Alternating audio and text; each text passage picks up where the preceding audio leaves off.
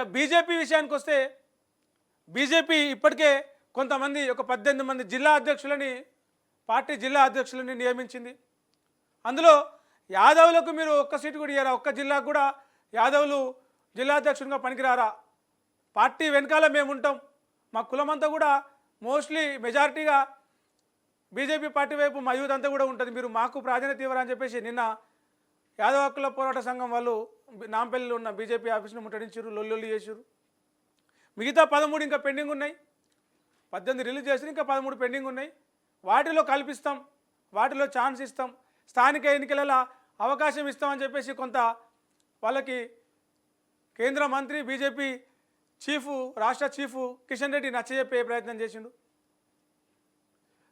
ఎవరైతే నిన్న నిరసన చేసిండో ఆ యాదవ హక్కుల పోరాట సమితి సంబంధించిన మేకల రాములు యాదవ్ అనే వ్యక్తితో మనం తొలి వెలుగు తరపున మాట్లాడడం కూడా జరిగింది.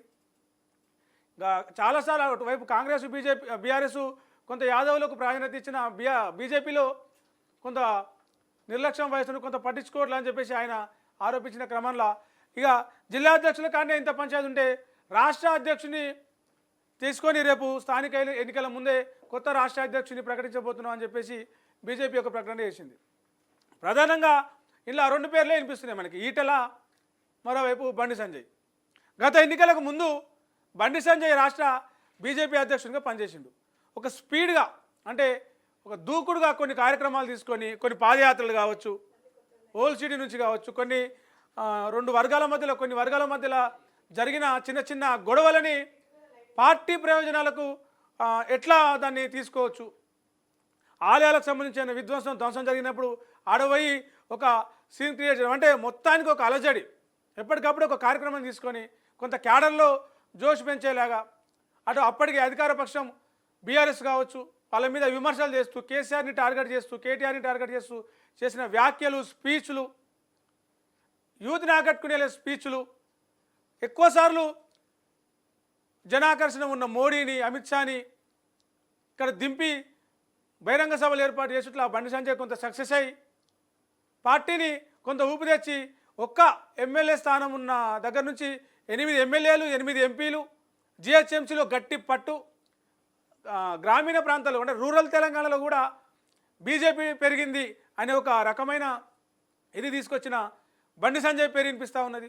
మరోవైపు మాస్ లీడర్గా బీఆర్ఎస్లో నెంబర్ 2గా ఉండి కొన్ని కారణాల వల్ల కావచ్చు, వాళ్ళ మధ్యలో కేసీఆర్ గీటలకు వచ్చిన విభేదాల వల్ల కావచ్చు, ఆయన పార్టీలోంచి బయటకు వచ్చి చక్కగా బీజేపీ పార్టీలో జాయిన్ అయ్యిండు.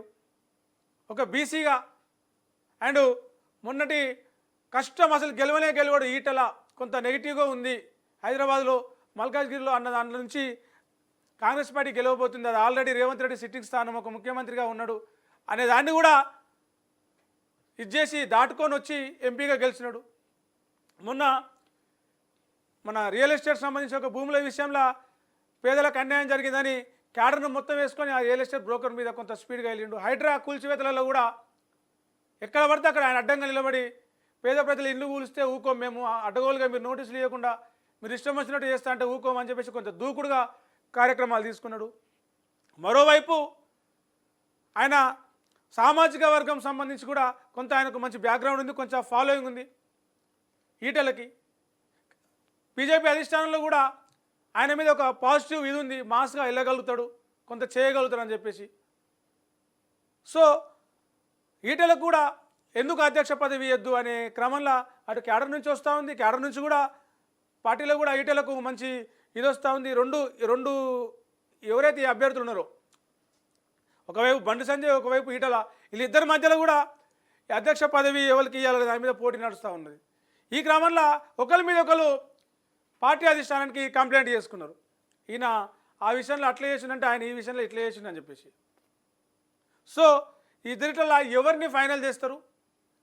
రాష్ట్రానికి బీజేపీ కొత్త అధ్యక్షుడిగా ఎవరిని చూడబోతూ ఉన్నాం అంటే 50-50గా ప్రస్తుతం అయితే ఉన్నది, అటు ఈటలకు ఇటు బండి సంజయ్కి. అధిష్టానం ఎవరిని ఫైనల్ చేస్తుంది, వారే బీజేపీ అధ్యక్షుడిగా రాబోతారు.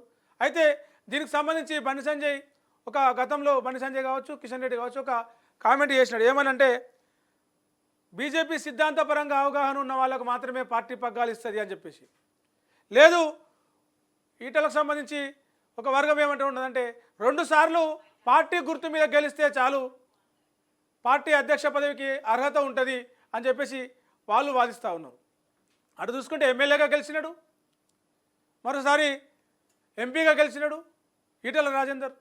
ఇటు చూసుకుంటే బండి సంజయ్ ఆర్ఎస్ఎస్ నుంచి పూర్తిగా క్రింది స్థాయి నుంచి వచ్చిన లీడర్గా ఆయన ఉన్నాడు. సో అధిష్టానం ఎవరి వైపు మొగ్గు చూపుతుంది.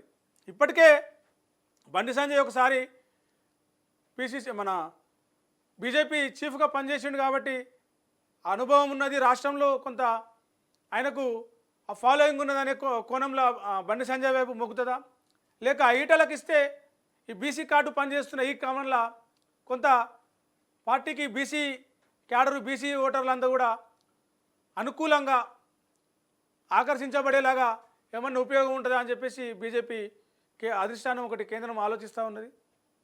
రేపు స్థానిక సంస్థల ఎన్నికల్లో లోపే ఈ అధ్యక్ష పదవిని ఖరారు చేసుకుంటే కొంత ఉపయోగపడుతుందనే ఆలోచనలో ఉన్నది. మరి పెండింగు జిల్లా అధ్యక్షులు ఏవైతే ఉన్నాయో అవి పూర్తి కాగానే చీఫ్ ఎవరు అనేది ప్రకటించే ఛాన్స్ ఉన్నది. అప్పటి వరకు వెయిట్ చేయాలి. ఎందుకంటే ముందే లీకులు వచ్చినప్పటికీ ఆ లీకుల్లో నిజమెంత అబద్ధం ఎంత అనేది మనం ఫైనల్ చేయలేం. కాబట్టి పార్టీ అధిష్టానం ఏం చెప్తుంది, బీజేపీకి సంబంధించిన ఈ దాని ఏమంటారు ఈ డిస్టర్బెన్స్ అంతా పోయి ఇద్దరు లీడర్లు ఎవరిని ఫైనల్ చేస్తా అనేది ఎదురు చూడక తప్పదు. రైట్, ఇవి ఇలా ప్రధానంగా మనకు మెయిన్ వార్తలలో కనిపించిన ఇది. ప్రపంచంలో ఏ మూల ఏ క్షణం ఏం జరుగుతుందో వేగంగా తెలుసుకోవడానికి తొలి వెలుగు వాట్సాప్ ఛానల్ని ఫాలో చేయండి.